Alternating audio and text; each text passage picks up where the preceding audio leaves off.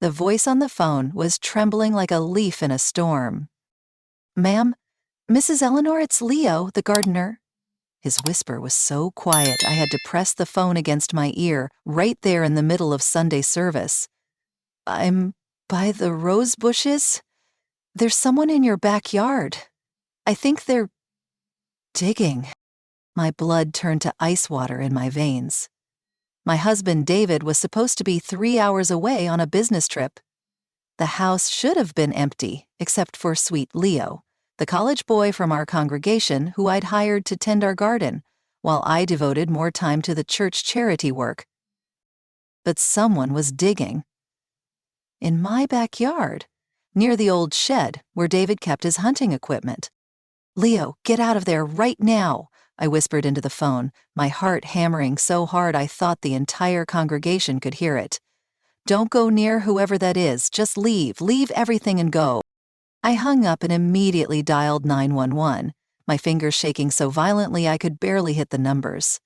Then I grabbed my purse and rushed out of that sanctuary, my prayers turning from gratitude to desperate pleas for protection as I sped home through streets that suddenly felt dangerous and unfamiliar. If you're watching this, please give this video a like and subscribe to our channel. I need to know in the comments, have you ever had a feeling that something in your perfect life was terribly, terribly wrong? That the foundation you'd built everything on was about to crumble beneath your feet? Because that's exactly what happened to me on what should have been a peaceful Sunday morning. One phone call from a frightened young man turned my world upside down and revealed secrets that had been buried, literally buried, for decades. What I discovered in my own backyard that day changed everything I thought I knew about the man I'd shared a bed with for 20 years, about the house I'd called my sanctuary, about the very ground I'd walked on every single day, never knowing what lay beneath my feet. This is the story of how a simple phone call from my gardener led me to uncover the most devastating secret imaginable, one that forced me to choose between the love of my life and the demands of justice for a woman whose voice had been silenced forever. And it all started with someone digging in my backyard while I was at church, praising God and believing my life was blessed beyond measure. I was so wrong. To understand how devastating that phone call was, you need to understand what my life looked like before everything fell apart. For 20 years, David and I had what everyone in our small town considered the perfect marriage. David was the most logical, practical man I'd ever met, while I was the dreamer, the one who saw God's hand in every sunset and miracle in every blooming flower. David was my anchor to reality.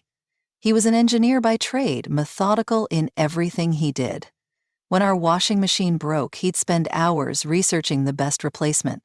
When we planned vacations, he had detailed itineraries and backup plans for the backup plans. Our home on Maple Street was our sanctuary, a beautiful 2-story colonial with the kind of wraparound porch where we'd sit on summer evenings, him reading technical journals while I worked on my needlepoint. But it was the backyard that was truly our pride and joy. David had spent years cultivating the most magnificent rose garden you've ever seen.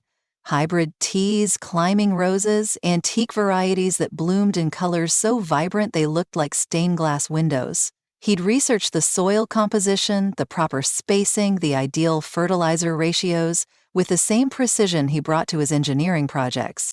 At the back of our property, maybe 100 feet from the house, sat an old wooden shed that had been there when we bought the place.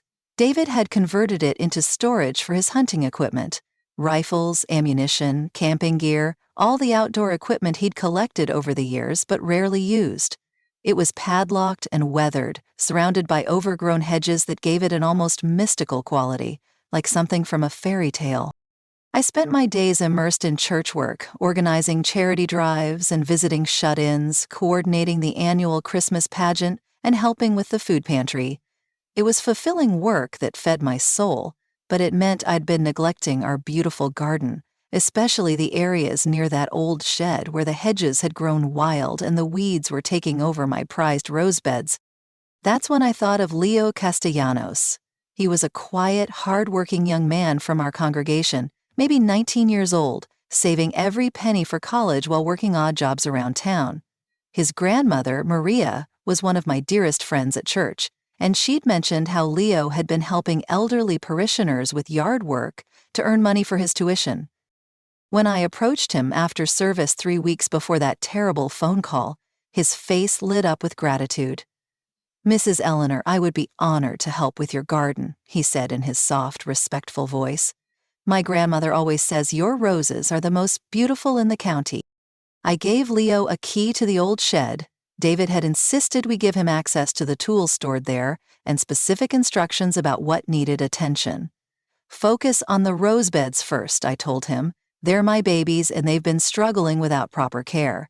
Don't worry about cleaning out the shed itself. It's full of David's hunting equipment, and he's very particular about how everything is organized in there." Leo nodded earnestly, promising to treat our property with the same care he'd give his own grandmother's garden. We agreed he'd work Sunday mornings while David and I were at church, when the property would be quiet and he could focus without any distractions. That last Sunday morning before everything changed, I remember feeling particularly blessed as I got ready for church.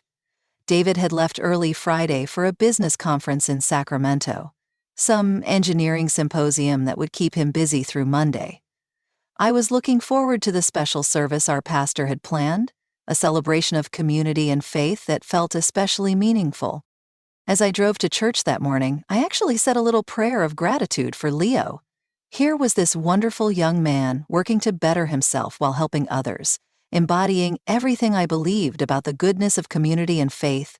I felt like I was part of something beautiful, helping him earn money for college while ensuring our garden received the care it deserved. Here I had no idea that by giving Leo that key, by asking him to work near that old shed, I was setting in motion the discovery that would destroy everything I thought I knew about my life. I parked at church that morning feeling grateful for my blessings: a loving husband, a beautiful home, meaningful work, and the opportunity to help a deserving young man.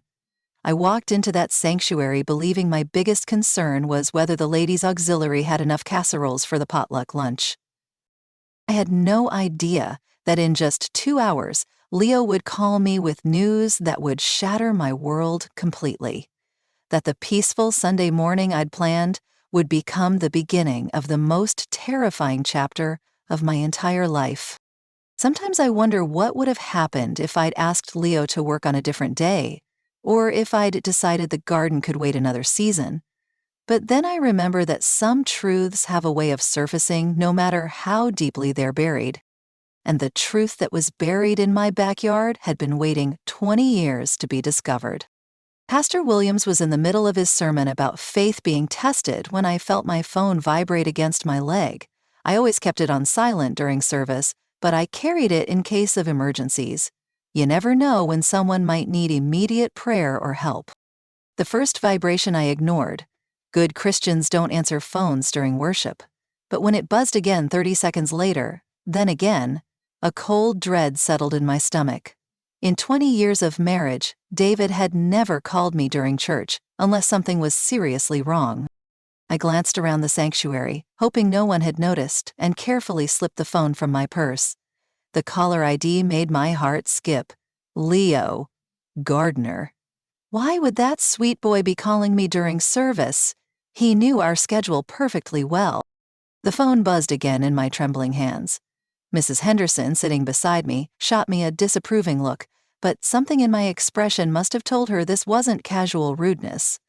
I whispered "emergency" and quietly slipped out of the pew, making my way to the church lobby with as much dignity as I could manage.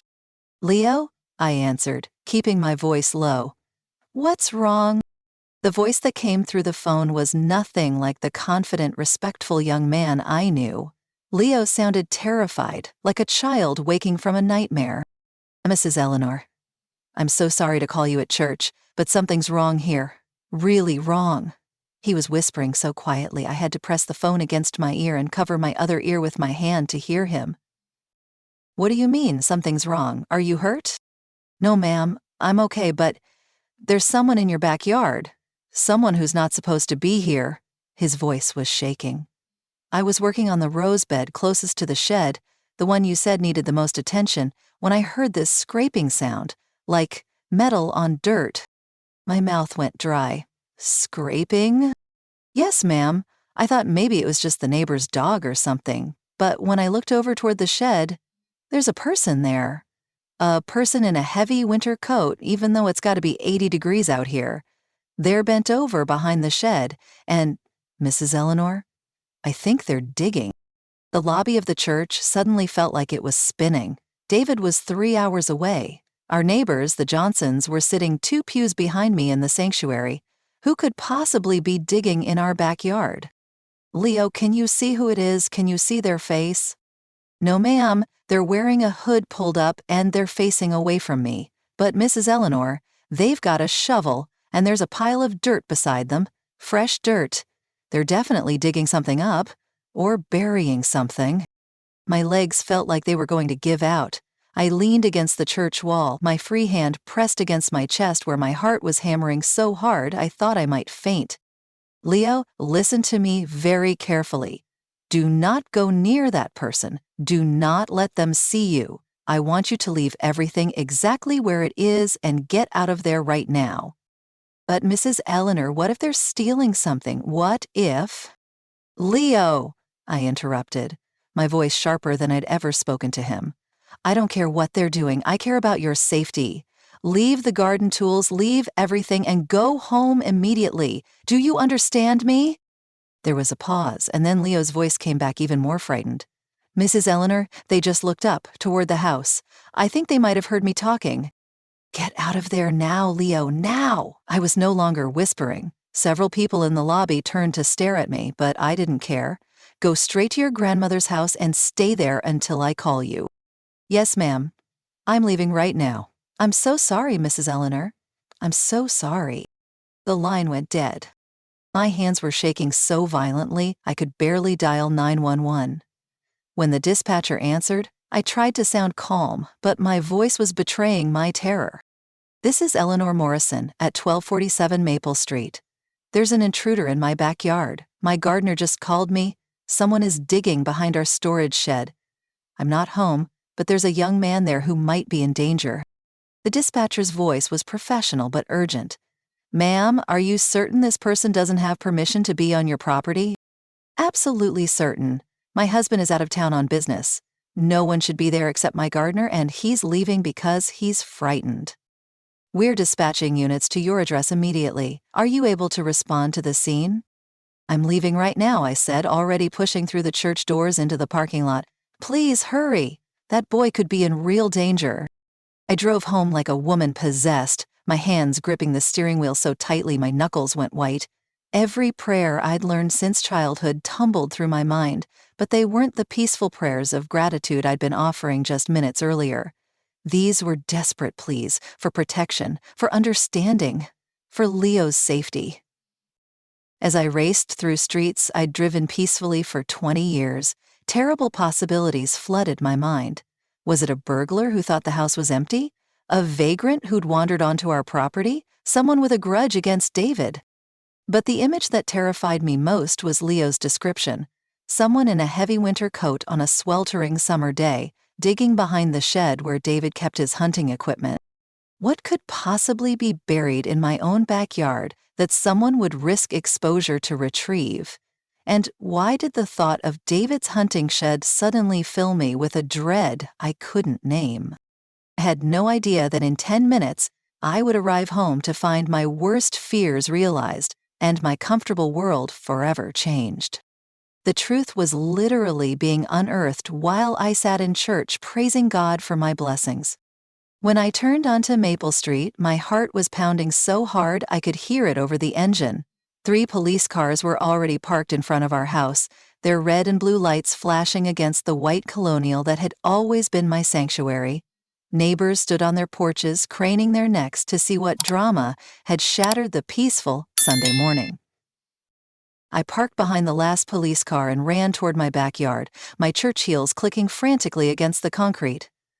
Officer Martinez, a kind man I knew from community events, intercepted me before I could reach the gate. Mrs. Morrison, we need you to stay calm. We've secured the area. Where's Leo? Is he safe? Did you catch whoever was digging? Officer Martinez exchanged a glance with his partner that I should have paid more attention to. The young man is fine. He's sitting in our patrol car giving his statement. But Mrs. Morrison, we need to talk." I could see Leo through the police car window, his face pale and his hands shaking as he spoke to another officer. He looked so young, so frightened, and my heart ached for involving him in whatever nightmare had invaded our property. "What about the intruder, the person who was digging?" "Ma'am, we've conducted a thorough search of your backyard. We've checked the shed, examined the area around it, looked for any signs of disturbance. We haven't found evidence of an intruder." The words hit me like a physical blow. "That's impossible. Leo saw someone digging. He described them clearly. Heavy coat, hood up, shovel in hand."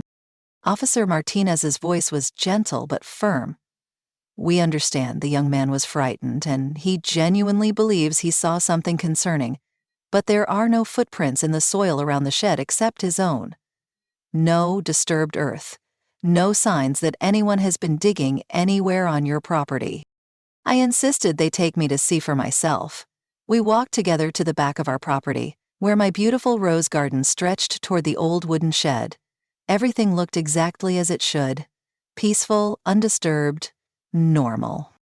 The ground around the shed was hard-packed earth scattered with fallen leaves. If someone had been digging there an hour earlier, surely there would be evidence. Fresh soil, disturbed vegetation, something to prove Leo hadn't imagined the entire incident. But there was nothing. "What about the shed itself? Did you check inside?" "We tried, ma'am, but it's securely locked. The padlock shows no signs of tampering, no scratches or damage that would indicate forced entry." I stared at that familiar padlock, the one David had installed when we first moved in. It looked exactly the same as always, slightly weathered but intact, hanging securely from the metal latch. "But Leo said they were digging behind the shed. Surely if someone was back there with a shovel." Officer Martinez gently guided me around to the back of the structure. Again, nothing. The ground was undisturbed, the weeds growing in the same pattern they'd maintained for months. I could see the doubt creeping into the officer's expressions. Not unkind doubt, but the patient concern of professionals who'd seen frightened homeowners jump to conclusions before. "Mrs. Morrison, is it possible the young man saw a shadow? Maybe a neighbor's dog or a raccoon foraging during the day. Sometimes when people are working alone in quiet areas, their minds can play tricks on them." "Leo isn't the type to imagine things," I protested, but even as I said it, uncertainty crept into my voice. "He's a responsible, level-headed young man. We're not questioning his character, ma'am. But he's young, he was working alone in an unfamiliar backyard, and he admits he was focused on his work when he heard the sound that drew his attention. It's entirely possible he saw something innocent and misinterpreted it." That's when I heard David's voice calling my name from the front of the house. His voice, which should have filled me with relief, instead sent a chill down my spine. He wasn't supposed to be home until Monday evening. "Eleanor, what's going on? Why are there police cars in our driveway?" I hurried around to the front yard, leaving the officers to continue their fruitless search. David was climbing out of his car, still wearing the business suit he'd left in Friday morning, his face creased with concern and what looked like annoyance. "David, thank God you're here. Someone was in our backyard, digging near the shed. Leo called me during church, terrified." David's response wasn't the shocked concern I expected. Instead, he sighed deeply and ran his hand through his hair in the gesture I'd learned meant he was dealing with something he considered unnecessarily complicated. "Eleanor, sweetheart, slow down. Someone was digging in our backyard? That doesn't make any sense." "That's what Leo said. He saw someone in a heavy coat with a shovel digging behind the shed." David's expression shifted to something between sympathy and exasperation. "Honey, Leo's a good kid, but he's got quite an imagination. Remember when he told his grandmother he saw a bear in the church parking lot last month? It turned out to be Mrs. Patterson's large dog." "This is different, David." Leo was genuinely terrified. He was whispering on the phone, afraid whoever it was might hear him. Of course he was scared. He thought he saw something that wasn't there. That shed casts weird shadows, especially in the morning sun. The whole area back there can look strange if you're not familiar with it. David walked over to Officer Martinez, extending his hand with the confident manner of a man accustomed to solving problems through logic and clear communication.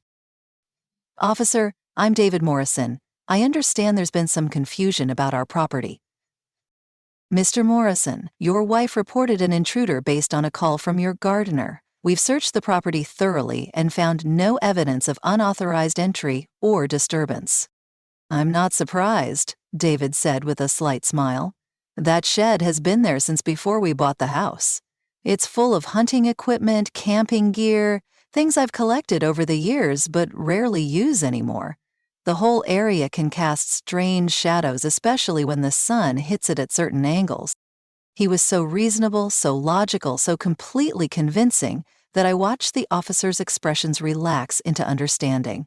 Here was a practical man dealing patiently with his wife's overreaction to a young worker's overactive imagination. "The lock on the shed hasn't been disturbed?" David asked. "No, sir, completely secure, no signs of tampering." "Good.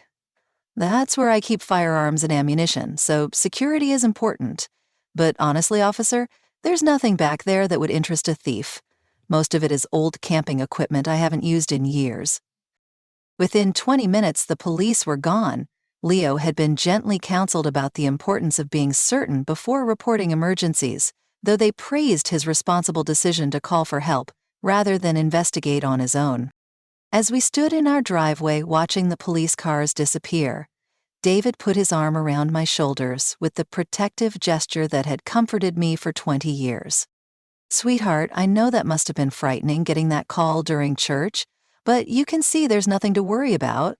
Leo saw shadows, maybe a stray animal, and his imagination filled in the rest." "But David, he was so specific. A person in a heavy coat digging with a shovel." "Honey, think about it logically. If someone was really digging in our backyard in broad daylight, wouldn't there be evidence, disturbed soil, footprints, something? The police found nothing because there was nothing to find." His explanation was so reasonable, so logical, that I felt foolish for having panicked. But something nagged at me. A small voice insisting that Leo's terror had been real, that his description had been too specific for imagination. "Why did you come home early?" I asked, suddenly remembering his supposed business trip. "The conference ended earlier than expected. I decided to drive back today instead of staying another night in a hotel. Good thing, too, I hate the thought of you dealing with this alone." Standing in my driveway that Sunday afternoon, surrounded by the familiar comfort of my neighborhood and my husband's logical explanations, I convinced myself that everyone was right. Leo had seen shadows and mistaken them for something sinister. My imagination had turned a young man's confused perception into a crisis. But deep in my heart, a small seed of doubt had been planted.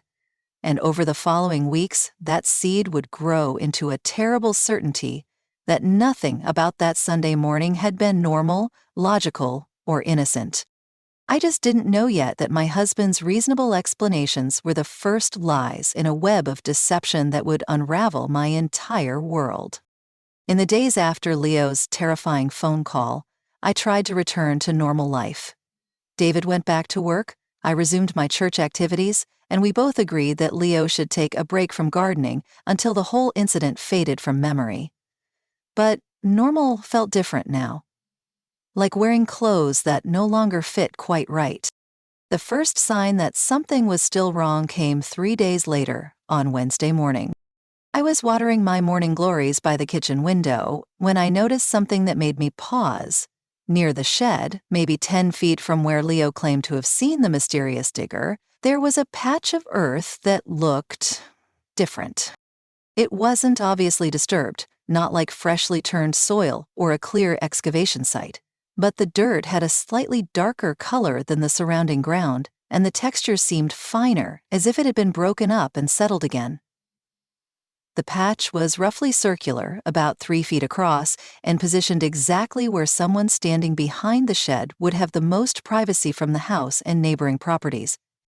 When David came home that evening, I casually mentioned what I'd observed. "Honey, I noticed some dirt near the shed looks recently disturbed.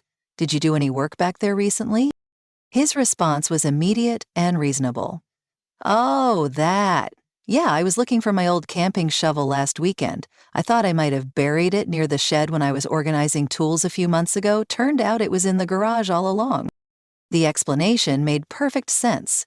David was always misplacing tools and then conducting methodical searches to find them.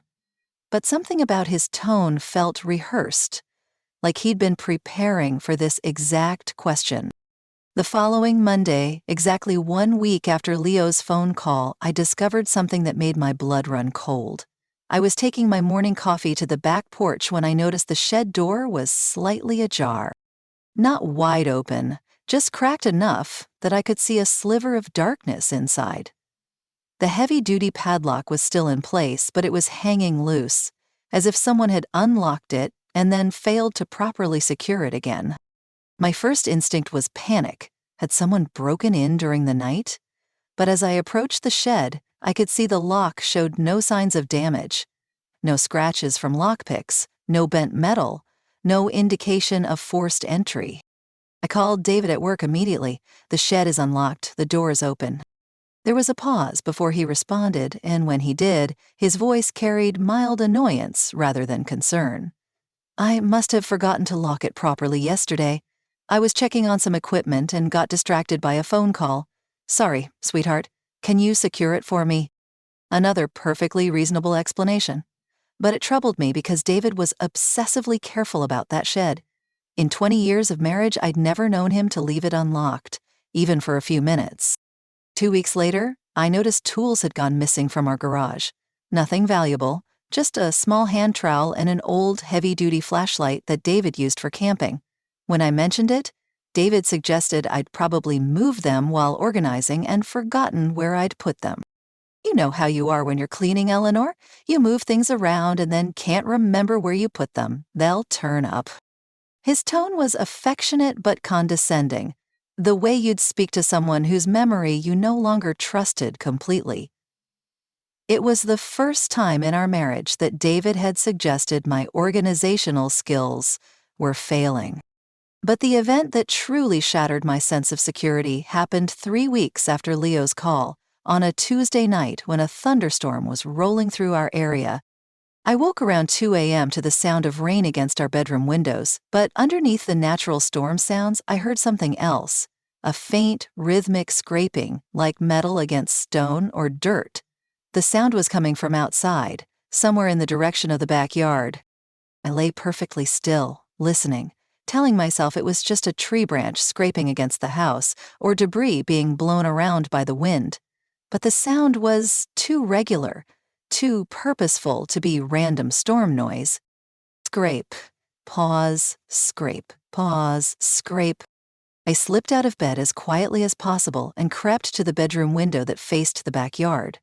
The storm had knocked out the streetlights, so the yard was pitch black, except for occasional lightning flashes. During one bright flash, I thought I saw movement near the shed, but it was too brief and too far away to be certain. I stood at that window for nearly an hour, straining to see through the darkness, listening to that intermittent scraping sound that seemed to come and go with the wind. When lightning illuminated the yard, I searched desperately for any sign of what might be causing the noise. Finally, exhausted and convinced I was imagining things, I returned to bed. David was sleeping soundly beside me, completely undisturbed by the storm or any unusual sounds. His peaceful sleep made me feel foolish for my midnight paranoia. But when I woke the next morning, I found something that proved my midnight vigil hadn't been imagination. David's work boots, which he always left by the back door, had fresh mud caked on the soles. Not just any mud, the dark, fine soil that I'd noticed around the shed weeks earlier. When I asked David about it over breakfast, he glanced at his boots with mild surprise. Huh, I must have stepped in something yesterday when I was checking the storm drains. You know how soggy the ground gets after heavy rain. Again, a perfectly logical explanation, but I knew David's routines intimately after 20 years of marriage. He never checked storm drains. He never walked around the yard in his work boots, and the mud on those boots looked fresh, as if he'd walked through wet soil sometime during the night. I began to feel like I was losing my mind.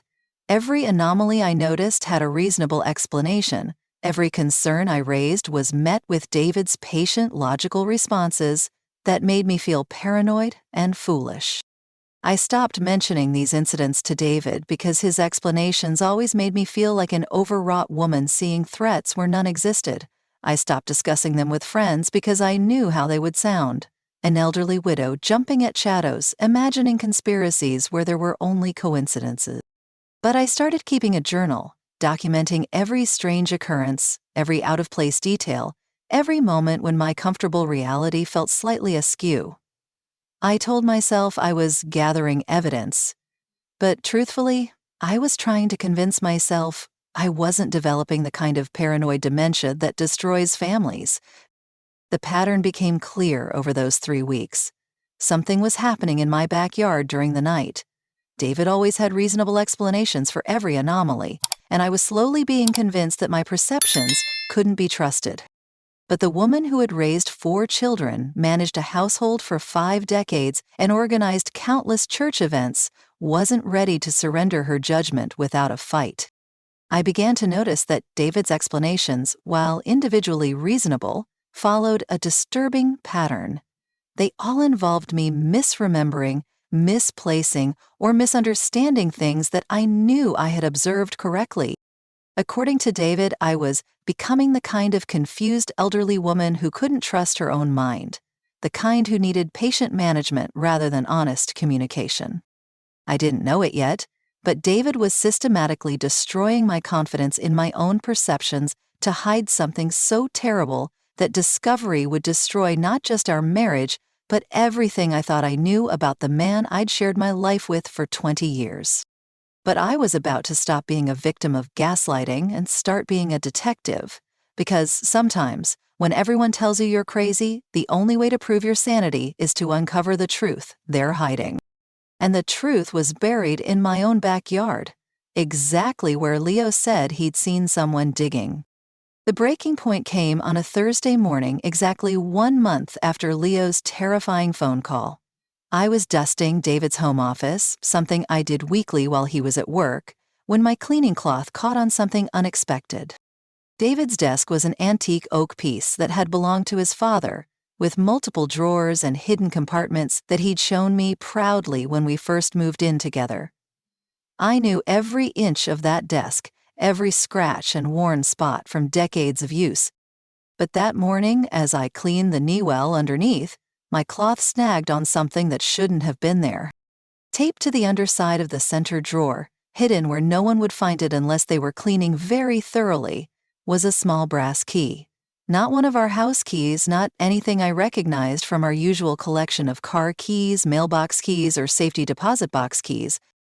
This key was different, older, smaller, with an unusual octagonal head that looked like it belonged to something antique or specialized. It was attached to a thin piece of twine, and wrapped around the twine was a small piece of paper, folded so tightly it was barely larger than a postage stamp. My hands shook as I carefully unfolded that piece of paper. Written in David's precise engineering handwriting were just 4 words: "Behind paint cans, Clara." Clara. I stared at that name until the letters blurred together. In 20 years of marriage, David had never mentioned anyone named Clara. Not a colleague, not a family member, not a friend from his past. The name was completely foreign to our shared life. I sat in David's chair, holding that mysterious key and staring at his note, and made a decision that would change everything. Instead of confronting him immediately, instead of demanding explanations that would probably sound perfectly reasonable, I was going to investigate on my own. If David was hiding something that required a secret key and cryptic notes, I was going to discover what it was before giving him the opportunity to gaslight me with another logical explanation. The shed stood at the back of our property like a silent sentinel, keeping whatever secrets it contained locked away from prying eyes. I'd walked past it thousands of times in 20 years, but I'd rarely gone inside. It was David's domain, full of equipment I didn't understand and tools I'd never used. With the mysterious key clutched in my palm, I approached that weathered wooden structure like I was walking toward my own execution. Every step felt heavier than the last, because some part of me knew that whatever I discovered inside would fundamentally change my understanding of the man I'd married. The padlock opened easily with David's usual key, but inside, the shed looked exactly as it always had. Walls lined with hunting rifles, shelves packed with camping equipment, boxes of ammunition stacked neatly in corners. Everything organized with David's characteristic precision. But now I was looking with different eyes, searching for something that would require its own special key, something important enough to hide behind a cryptic note. The note had said, "Behind paint cans," so I focused my attention on the back wall where David stored maintenance supplies. There were, indeed, paint cans there.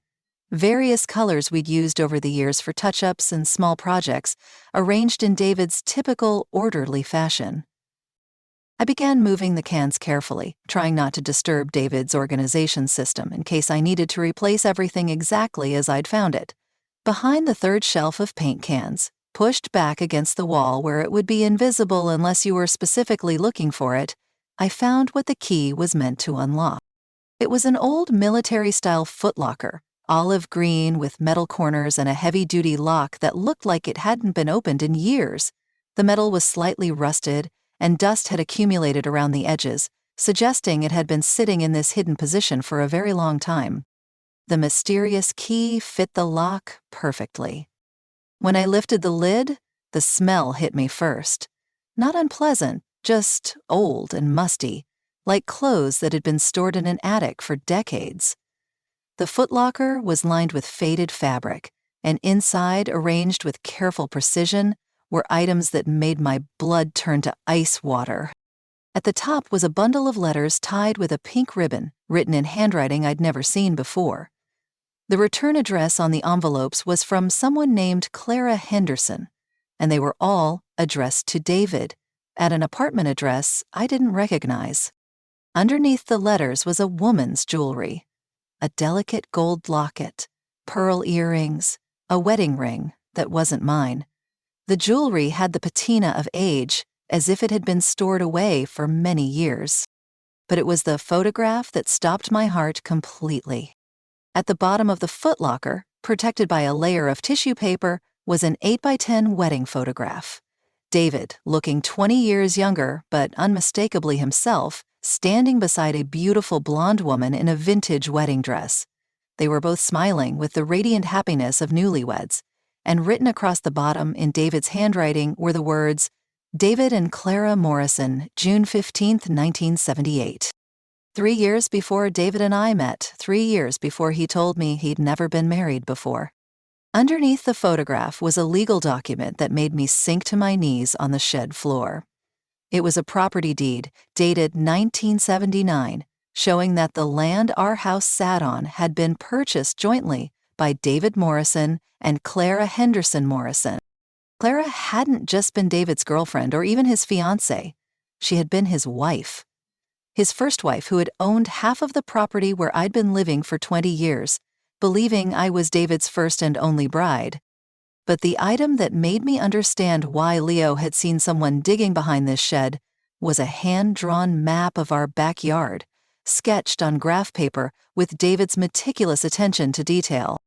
The map showed the exact layout of our property, the house, the garden, the shed, even individual rose bushes marked with careful precision.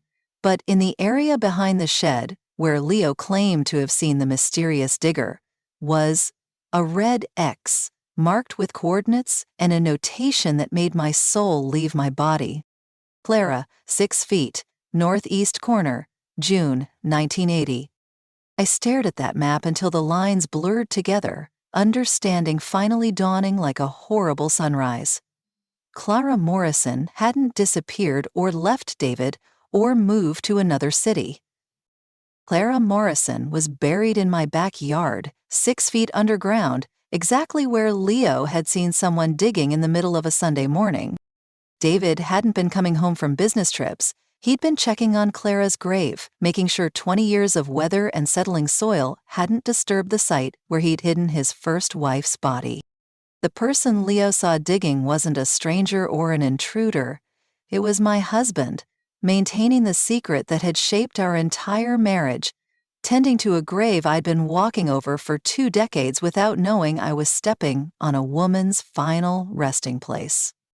Every rose I'd planted, every garden party I'd hosted, every peaceful morning I'd spent reading on the back porch, all of it had been happening directly above the remains of a woman whose existence had been erased from David's official history. The man I'd shared my bed with for 20 years, the man I'd trusted with my heart and my future, was living with the ultimate secret. He was a murderer who'd turned our backyard into a cemetery. I sat in that dusty shed, surrounded by Clara's belongings and David's evidence, and realized that my entire marriage had been built on top of a grave. But I also realized something else. Leo had been telling the absolute truth. He had seen someone digging behind our shed on that Sunday morning. He'd seen my husband checking on the body of his first wife, making sure his terrible secret stayed buried beneath our beautiful rose garden. Now, I had to decide what to do with the most devastating knowledge a wife could possess. The man I loved was a killer, and I'd been living unknowingly above his victim for 20 years. The question wasn't whether I could forgive David for lying about his past. The question was whether I could live with myself if I helped him keep Clara Henderson Morrison buried forever. I spent the rest of that Thursday in a state of surreal calm, going through the motions of normal life while carrying the most devastating secret imaginable. I made David's favorite dinner, set the table with our good china, and waited for the man I'd loved for 20 years to come home so I could ask him about the wife he'd murdered. The footlocker sat exactly where I'd found it, hidden behind the paint cans in the shed, but I'd photographed every item with my phone. The letters, the jewelry, the wedding photo, and most importantly, the map with Clara's grave marked in red. Whatever happened during our confrontation, I would have evidence of what I'd discovered. When David walked through our front door at 6:15 p.m., whistling the way he always did when he'd had a good day at work, I felt like I was looking at a complete stranger. This man who'd kissed my forehead and asked about my day, who'd complimented the pot roast and commented on the beautiful weather, this man had been lying to me about the most fundamental facts of his existence for 2 decades. "You seem quiet tonight, sweetheart," he said as we sat down to dinner. "Everything all right?" The casual concern in his voice, the same tone he'd used to dismiss Leo's terror and gaslight my growing suspicions, suddenly felt like acid in my ears. "I've been thinking about something, David, about your life before we met. You've always said you'd never been married before, that I was your first wife." David's fork paused halfway to his mouth, so briefly that someone who hadn't been watching carefully might have missed it. But I was watching very carefully now. "That's right, you know that, Eleanor. Why would you bring that up?" "I found something today, David. Something that suggests you haven't been entirely honest about your past." I reached into my purse and placed the small brass key on the table between us. David's face went completely white, and for a moment, the mask of concerned husband slipped entirely. "Where did you find that?" His voice was barely above a whisper. "Taped under your desk drawer, along with a note that said, 'Behind paint cans, Clara.' So I went to the shed, David. I opened the footlocker. I saw everything." The transformation was immediate and terrifying. The gentle, logical man who'd been explaining away anomalies for weeks simply vanished, replaced by someone I'd never seen before. David's eyes went hard, calculating, like he was rapidly assessing his options and finding them all unacceptable. "Eleanor, you don't understand what you've stumbled into. Some things are better left alone." "Better left alone?" My voice rose despite my efforts to stay calm. "David, I found a wedding photo, letters, jewelry, a map of our backyard with coordinates marking where someone named Clara is buried. Your first wife is buried in our backyard, isn't she?" The silence that followed was profound. David sat perfectly still, staring at the key on our dinner table as if it were a bomb that might explode. When he finally looked up at me, his eyes were filled with a desperation I'd never seen before. "She wasn't supposed to die, Eleanor. You have to understand that. It was an accident." The words hit me like physical blows. Even though I'd suspected the truth after finding the map, hearing David admit to Clara's death made everything horribly, irreversibly real. Tell me what happened, David. All of it. 20 years of lies. And tonight. David's composure cracked completely. The controlled engineer, who'd had reasonable explanations for everything, dissolved into a broken man, carrying a secret that had poisoned his soul for decades. Clara and I bought this land together in 1979, he began, his voice hollow and defeated. We were going to build our dream house here, start our family, but there was a problem with the inheritance. Clara's grandfather had left her money, but her family was contesting the will. They said she wasn't entitled to the full amount because she'd married outside the family's religion. The legal battle went on for months. We spent everything we had on lawyers and we were losing. Clara was becoming desperate, talking about selling the land, moving away, starting over somewhere else. But I couldn't bear the thought of losing this place. It was our future, our dream. David's voice grew more strained as he continued. One night in June 1980, Clara told me she'd made a decision.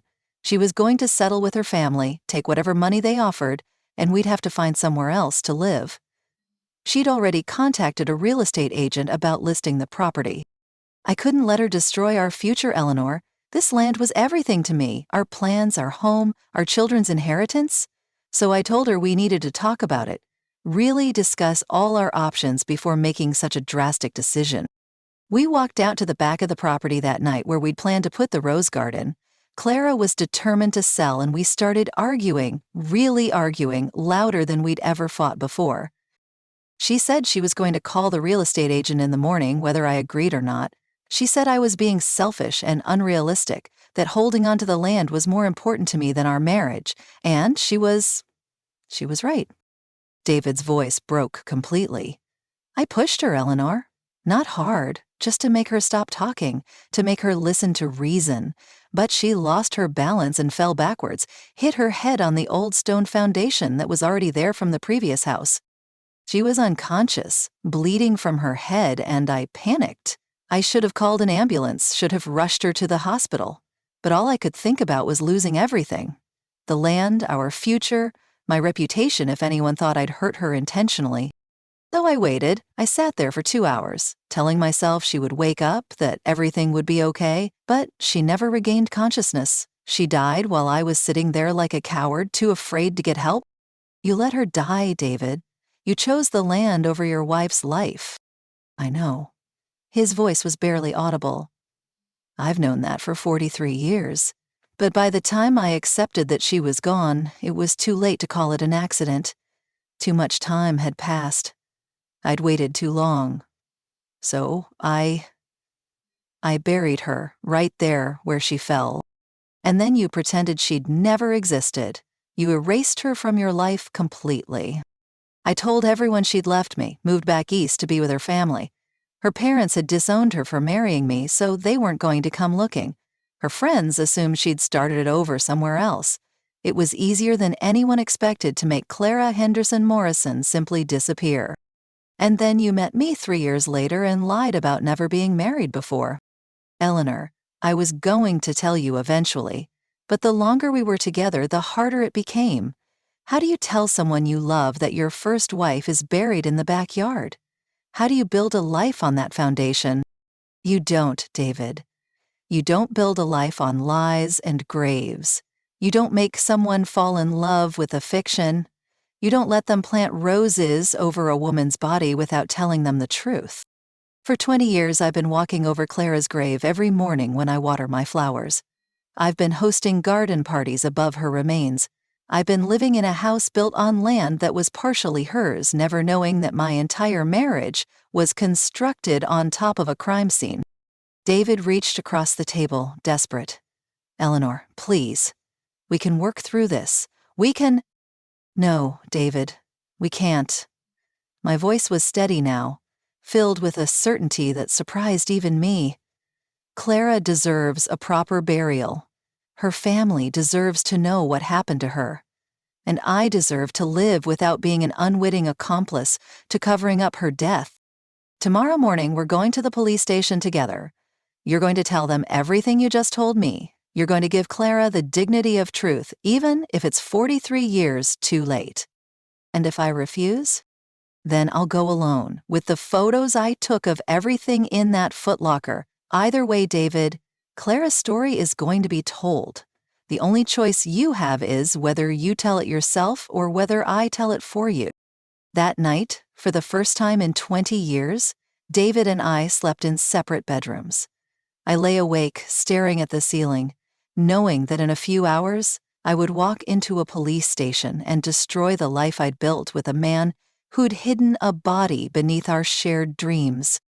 But I also knew that Clara Henderson Morrison had been waiting 43 years for someone to speak her name, to acknowledge her existence, to give her the Christian burial she deserved. My marriage was over, but Clara's silence was finally going to end. And sometimes, that's the only choice love can make when it discovers it's been built on someone else's grave. Friday morning dawned gray and cold, matching the weight in my chest as I dressed for what I knew would be the most difficult day of my life. David sat at our kitchen table, still wearing the clothes he'd slept in, staring at a cup of coffee that had long since gone cold. We didn't speak during the 20-minute drive to the police station. What was there to say? In the space of one evening, 20 years of marriage had dissolved into the truth it had always been, a relationship built on a foundation of lies and the silence of the dead. Detective Sarah Rodriguez met us at the front desk, her expression serious but kind as David identified himself and said he needed to report information about a missing person case from 1980. We were led to a small interview room where the fluorescent lights felt harsh and unforgiving, casting everything in stark relief. Mrs. Morrison, did you also have information to share about this case? Detective Rodriguez asked. My wife discovered some items that belonged to my first wife, David said before I could answer. Items I should have turned over to authorities 43 years ago. What followed was the most surreal 3 hours of my life. David, with the same methodical precision he brought to his engineering work, confessed to Clara's death and the decades-long cover-up that followed. He spoke in a flat, emotionless tone, as if he were describing a technical problem rather than the destruction of a human life. Detective Rodriguez took notes, asked clarifying questions, and maintained the professional demeanor that I imagine helps law enforcement officers process the unthinkable things people do to each other. But I could see the shock in her eyes when David described burying Clara in our backyard and then marrying me without ever mentioning his first wife's existence. I showed the detective the photographs I'd taken of Clara's belongings, the wedding photo that proved David had lied about his marital history, and most importantly, the hand-drawn map marking Clara's grave behind our shed. Each piece of evidence felt like another nail in the coffin of the life I'd thought I was living. Mrs. Morrison, Detective Rodriguez said gently, I want you to understand that you're not under any suspicion. Based on the timeline and evidence, it's clear you had no knowledge of these events. However, we will need to excavate your property and I'm afraid your home will be considered a crime scene for the foreseeable future. The excavation began that afternoon. I stood at my front window, watching strangers in forensic gear systematically dismantle the rose garden I'd tended for 20 years, searching for the remains of a woman whose existence had been hidden from me since the day we met. They found Clara on the second day, exactly where David's map indicated she would be. 43 years in the earth had reduced her to bones and fragments of the yellow dress she'd been wearing the night she died, but it was enough to confirm David's confession and give Clara's family the closure they'd been denied for nearly half a century. Clara's sister Margaret, now in her 70s, had never stopped believing that something terrible had happened to her younger sibling. She'd spent decades filing missing person reports, hiring private investigators, and refusing to accept that Clara had simply chosen to disappear without a word. We knew Clara would never have walked away from her life without telling someone.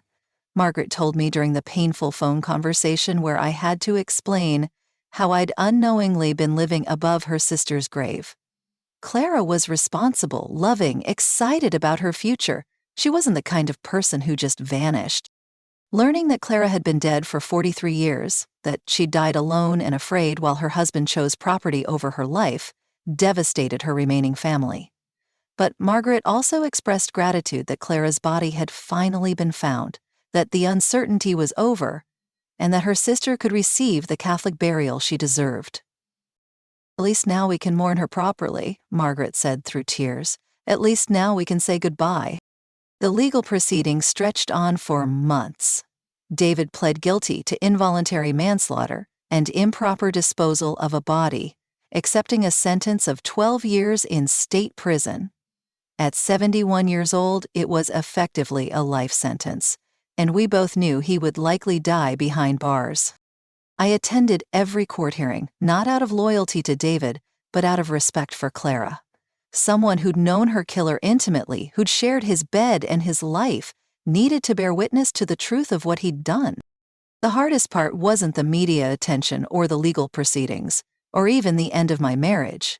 The hardest part was reckoning with the fact that I'd loved a man who was capable of letting someone die to protect his own interests, then lying about it for decades.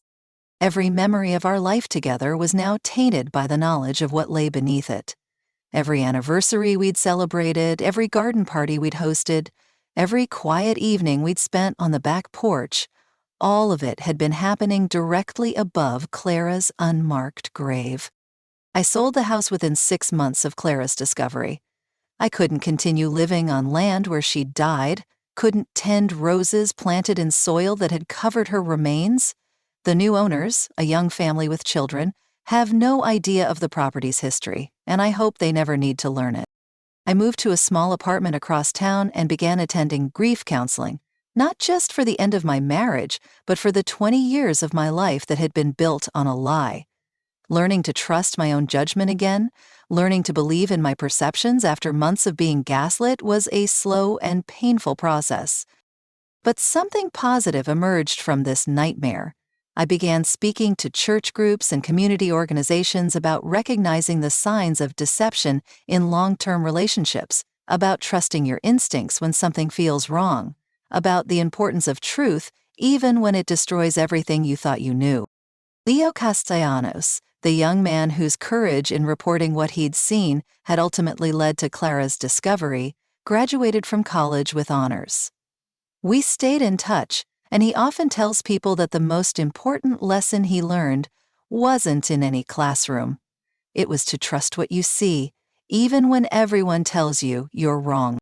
Clara Henderson Morrison was finally laid to rest in St. Mary's Catholic Cemetery, surrounded by family members who'd never stopped loving her and never stopped searching for the truth. Her headstone bears the dates of her birth and death, and the inscription, "Beloved daughter and sister, finally home." I visit her grave sometimes, not out of guilt, but out of respect for a woman whose voice was silenced for 43 years. I tell her about the roses I'm growing in my new apartment, about the life I'm building based on truth instead of lies, about the peace that comes from knowing the secrets are finally buried where they belong, in the past, not in the ground. If you're watching this and you enjoy stories about finding strength in the face of unthinkable betrayal, about choosing truth over comfort, please subscribe to our channel. Your support helps ensure that stories like Clara's are told, that victims are remembered, and that the truth eventually surfaces no matter how deeply it's buried. Share this video with anyone who might need to hear that their instincts matter, that their perceptions are valid, that when something feels wrong in their life, they have the right to investigate until they find the truth. And remember, sometimes the most dangerous secrets aren't hidden in strangers' hearts. They're buried in the backyards of the people we trust most, covered by beautiful gardens and 20 years of lies. Trust yourself, question inconsistencies, and never let anyone convince you that your ability to perceive reality is compromised just because the truth is inconvenient for them.